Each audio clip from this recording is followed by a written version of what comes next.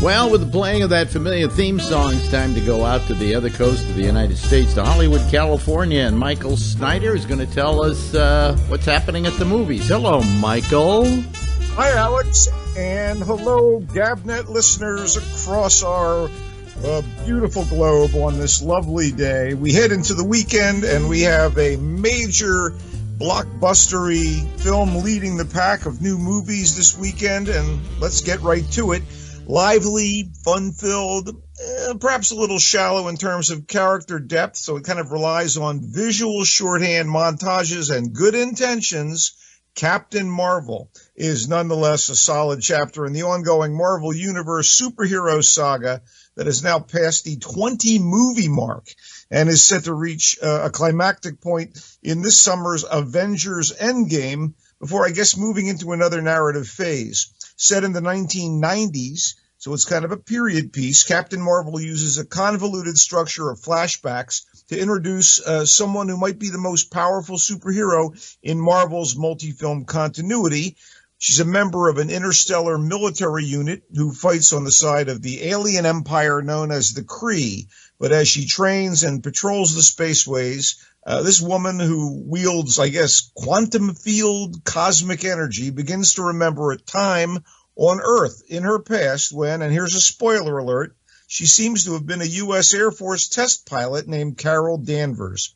Our heroine, who's first introduced as Vers, is played by Oscar winner Brie Larson as a brave and flippant warrior whose fractured memories of the past begin to kind of gnaw at her. She's fighting alongside fellow Kree warriors, played by, among others, Jude Law, Jimon Hunsu, and from Humans, Gemma Chan. And they're thrust into a war against the Kree's shape-shifting enemy, the Skrulls. And that leads her to finding herself on Earth in the mid-90s to counter a Skrull incursion led by Ben Mendelsohn's pointy-eared villain, Talos. And there she teams with a skillfully de-aged by computer Sam Jackson as a younger and less hard-edged Nick Fury, the one connecting thread through all these Marvel movies.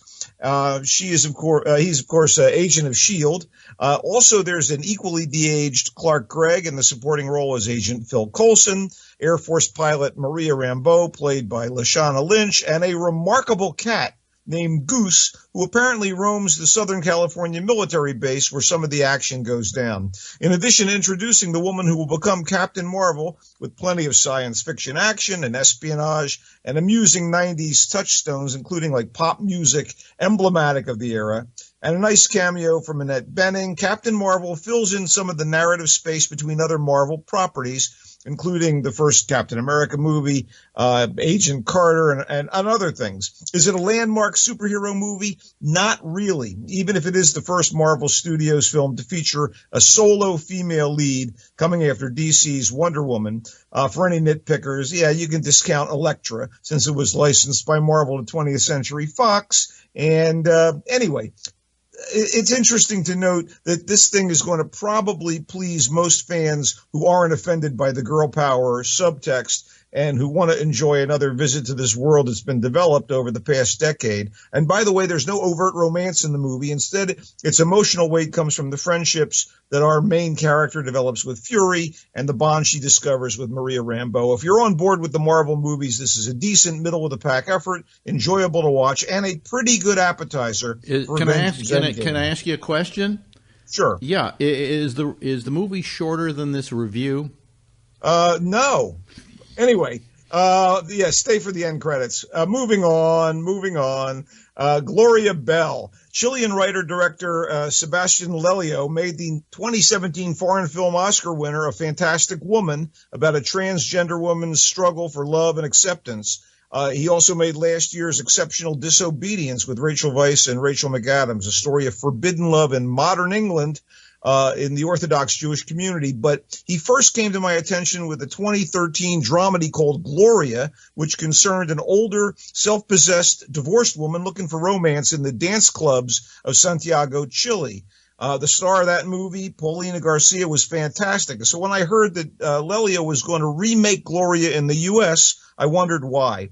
Then I found out that he had cast Julianne Moore as his American Gloria, and it all made sense. Even though many of the story beats and emotional epiphanies of Gloria are duplicated in Gloria Bell, Gloria is still an optimist, and despite the struggles she faces in the world, and it's not easy for a single woman over the age of 50. And through all this, Moore and the American setting and John Turturro as Gloria's big stab at a relationship lended its own particular character. Moore in particular is wonderful to watch, and what could have been precious or dull, instead is a bracing study of a woman who has learned to take care of herself while still having to deal with the drama of her ex and his needy new partner, who, by the way, are played by Brad Garrett and Jean Triplehorn, her kids, including her son, played by Michael Cera, and the demands of her job. The real heart of the movie is this tentative relationship that develops between Moore's Gloria and Turturro's, shall we say, off-kilter Arnold.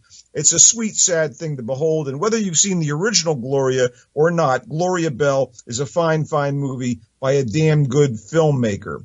I'm not a big fan of Westerns, but when I heard that actor Vincent D'Onofrio was going to make his first feature film as a director, and would take a new look at the saga of Sheriff Pat Garrett and his nemesis, the outlaw Billy the Kid, I was intrigued. In fact, The Kid, which is the title of the movie, ain't bad, but it's not great either. For the record, the title has a dual meaning since the story really revolves around a kid named Rio and his sister. These siblings are on the run after Rio is forced to shoot their violent father dead when dear old dad is in the process of beating their mother to death. With their creepy uncle after them, Rio and his sister encounter Billy the Kid, who is also being pursued only by Sheriff Garrett. Rio and his sister want to go to Santa Fe, where they hope to find shelter with a friend of their dead mom. But along the way, Rio finds himself torn between the nobility of Sheriff Garrett and the swagger and charisma of Billy the Kid. The cast is good, especially Dane DeHaan as Billy the Kid, Ethan Hawke as Pat Garrett, and young Jake Schur as Rio. Plus, you get an almost unrecognizable Chris Pratt. That's right, Chris Pratt of Guardians of the Galaxy. He plays the villainous uncle. In the end, though, this is one of those less than the sum of its parts movies, and when it was over, I shrugged. D'Onofrio has a nice cameo in the movie, and he keeps things moving along, but the script by Andrew Lanham was nothing to telegraph home about. Finally, we wrap up with Transit, a strange and heartbreaking movie based on a novel from the early 1940s about a man trying to escape occupied France as the fascists close in on him. Despite the source material, it's clearly set in the 21st century, which makes it all the more disturbing. And with the rise of the right wing and autocrats and the burgeoning refugee problem in various spots across the globe, it's also chillingly relevant.